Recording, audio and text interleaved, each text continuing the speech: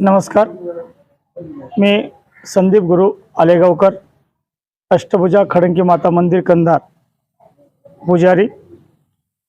यावर्षीचा नवरात्र महोत्सवानिमित्त काही माहिती सांगणार आहे आपणाला।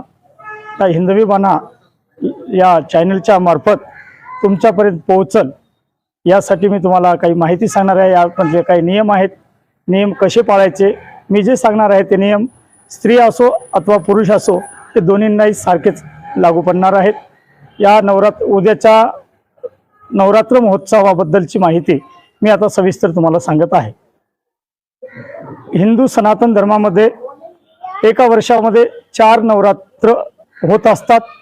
त्यापैकी 2 प्रत्यक्ष आणि 2 गुप्त असे नवरात्र होत असतात। त्यातील आता उद्यापासून सुरुवात होणारा हा नवरात्र या ठिकाणी शारदीय नवरात्र म्हणून सुरुवात होत आहे। हा शारदीय नवरात्र उद्या 15 ऑक्टोबर 2023 रविवार पासून सुरुवात होऊन 24 ऑक्टोबर विजयादशमी दसऱ्याच्या दिवसापर्यंत हा नवरात्र चालणार आहे।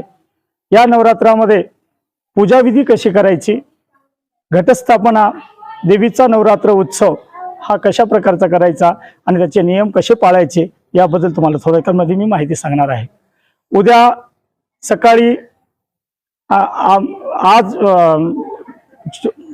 14 ऑक्टोबर पासून रात्री 11:24 ला अश्विन शुक्ल प्रतिपदेला सुरुवात होईल आणि 15 ऑक्टोबर रविवारच्या रात्री 11:30 पर्यंत ते प्रतिपदा असेल।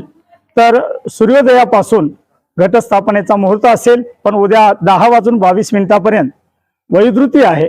त्यामुळं घटस्थापनेचा विशेष मुहूर्त 11:46 पासून तो 12:30 पर्यंतचा असा पाऊण तासाचा मुहूर्त विशेष असा राहील। आणि त्याबरोबर घटस्थापना कशी करावी, घटस्थापनेसाठी आपली जी कुलदेवता आहे, कुलदेवी आहे, त्या कुलदेवीची पूजा अर्चा, आपल्या घरचे जे काही देव असतील, फोटो असतील, प्रतिमा असतील, त्या पहिल्या दिवशी सगळ्या देवाची पूजा करून घ्यायची आणि 9 दिवस त्या देवांचं फक्त हळदी कुंकू वाहून पूजा करायची, फुलं व्हायचे आणि मात्र देवांची पूजा फक्त घटावर असो। घटाला माळ लोंबवणे, माळ घालणे रोजचा रोज विधी आहे।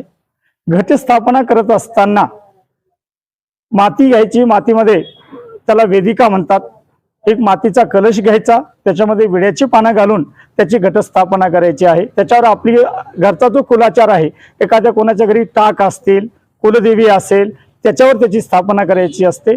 आणि त्याचबरोबर आपल्या कुलधर्माप्रमाणे आपली जी परंपरा चालत आली, आपली रूढी परंपरा आहे, प्रत्येकाच्या घरचे वेगवेगळे नियम असतात, आपापल्या नियमाप्रमाणे त्या ठिकाणी पूजा करायची आहे।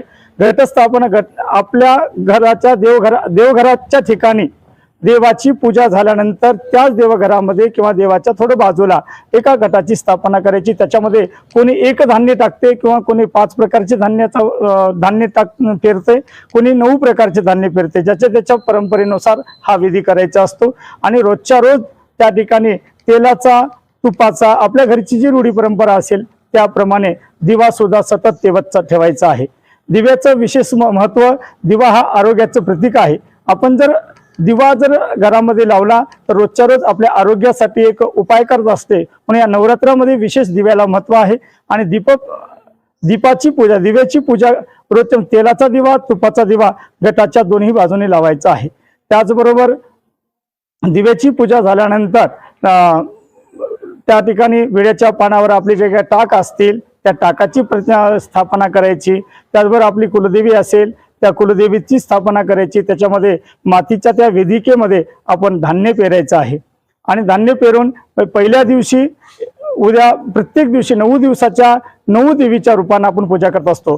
पहिल्या दिवशीची ती देवी आहे प्रथमम शैलपुत्री, ती द्वितीयम ब्रह्मचारिणी, पहिल्या दिवशीची देवी असणारी शैलपुत्री आहे, दुसऱ्या देवीची असणारी दुसऱ्या दिवशी ब्रह्मचारिणी, प्रथमम शैलपुत्री ती, द्वितीयम ब्रह्मचारिणी, तृतीयम चंद्रघंटेती, कुष्मांडेती चतुर्गमम, चौथ्या दिवशी असणारी कुष्मांड आहे, पंचम स्कंद मातेती, षष्टम कात्यायनीचे, सप्तमम कालरात्रीच, महागौरीतीच्या अष्टमम, नवमं सिद्धिदात्रीच्या म्हणजेच 9व्या दिवसाचे सिद्धिदात्रीपर्यंतच्या अशा 9 दिवसाच्या 9 रूपामध्ये या देवीच्या स्वरूपामध्ये आपल्याला पूजा करायची आहेत। रोजच्या रोज पहिल्या दिवशीची घटस्थापना प्रत्येक घरामध्ये वेगवेगळा कुलाचार असतो। आपल्या एका कुटुंबामध्ये एकच घट बसवायचा असतो। एक आपलं विभक्त जरी कुटुंब असेल, आपण एखाद्याच्या घरची जर एखादी आपण सासर एका गावी असेल आणि आपण नोकरी व्यवसायासाठी असो किंवा आपण बाहेरगावी गेले असतात किंवा परदेशामध्ये असतात, तर आपल्या मूळ घरी जर घट बसत असेल तर आपण त्या ठिकाणी घट बसवायचा नाही। एकच घट बसवायचा असतो। एका कुटुंबामध्ये 2-2 घट बसवायचे नसतात। तर आपण या ठिकाणी एक घट बसवल्यानंतर आपल्या त्या ठिकाणी आपण जर आपली जर इच्छा असेल तर फक्त आपल्या घरामध्ये आपल्या देवासमोर दिवा तेवत 9 दिवस असणारा फक्त दिवा लावावा। आणि उपवासाची जी पद्धत आहे, आपल्या शक्तीनुसार आपले आरोग्य आपल्याला जसं साथ देत असेल त्या प्रकारे यथाशक्ती आपण उपवास करावेत। ज्याच्या त्याच्या कुलधर्मामध्ये धर्म पाळण्याचा उपवास असतो, म्हणजे सम विषम।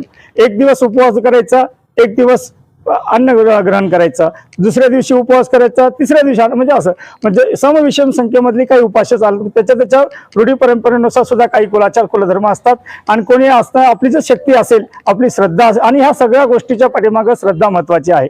ह्या सगळ्या श्रद्धेने करायचे असते। आपली श्रद्धा असेल तरच आपल्याला देव प्रसन्न होत असतोय, श्रद्धा नसेल तर देव प्रसन्न होत नसते। त्याच्यासाठी श्रद्धेने जर ह्या गोष्टी केल्या तर सगळ्या गोष्टी आपल्याला प्रसन्न होत असतात। मग आता या ठिकाणी महत्वाचं म्हणजे याच्यामध्ये काही नियम आहेत। नवरात्रामध्ये ब्रह्मचार्याचं पालन करणे अति महत्वाचं आहे। स्त्री असो पुरुष असो आपण ब्रह्मचार्याचं पालन करावं। त्याचबरोबर पुरुषांनी आपले केशखंडन असो, दाढी करणं असो, कटिंग करणं असो, ह्या गोष्टी नवरात्रामध्ये नख काढणं असो, ह्या गोष्टी करायच्या नाहीत। त्याचबरोबर स्त्रियांचे काय असतात ह्या स्त्रियांनी सुद्धा याचं पालन करायचं असते नवरात्रामध्ये। त्याचबरोबर पलंग असो, गादी असो, यावर सुद्धा कोणी निद्रा करू नये। आपण आसन जमिनी लगत असणारं चटई म्हणा, घोंगडी म्हणा, अशा प्रकारच्या याच्यावर निद्रा करावी, असे काही नियमाचे याचे पालन आहेत।